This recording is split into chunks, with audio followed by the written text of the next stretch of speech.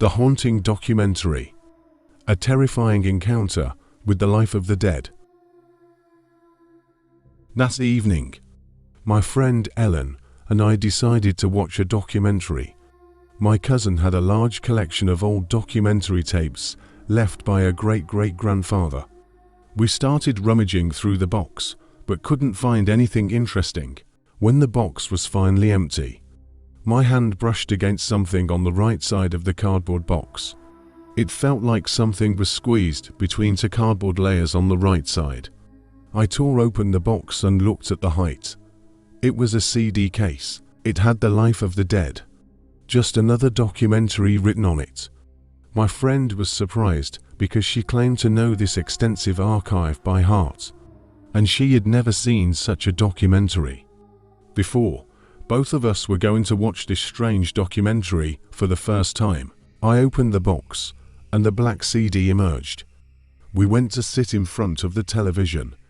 Ellen had already opened the CD player, urging me to insert the CD.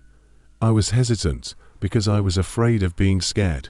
The fear of being afraid was a very strange feeling, difficult to explain. Meanwhile, Ellen snatched the CD from my hand and placed it in the player. "You're not scared of this stupid thing, are you?" She was brave, but I knew too much courage wasn't good.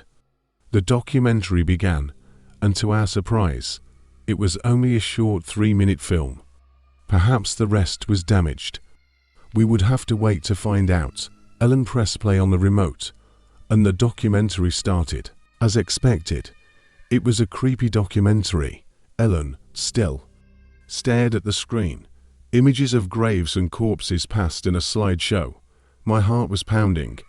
Even Ellen's courage wasn't enough. At the 30-second mark, Ellen grabbed the remote to close it when a voice started speaking. "The dead are not dead as you think.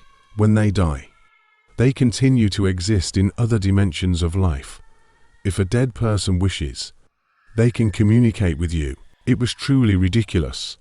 Ellen couldn't stand this nonsense and closed it. That was a disgusting documentary. "I'm going to the bathroom."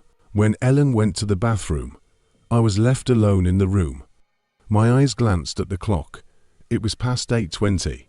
Despite the passing minutes, Ellen didn't return from the bathroom.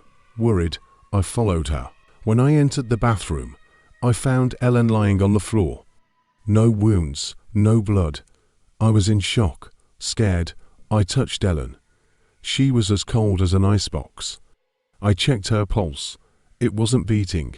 I was terrified. I called an ambulance and asked for help. They took Ellen and me in the ambulance.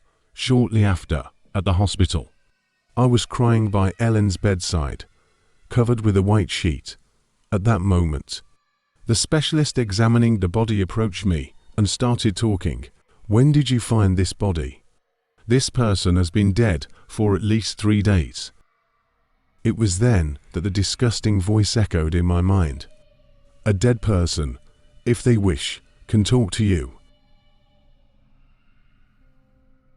Real-life inspired interesting stories, and more that we've researched for you. Don't forget to subscribe to our channel, like the video, and stay tuned for the next episode. See you in the next episode.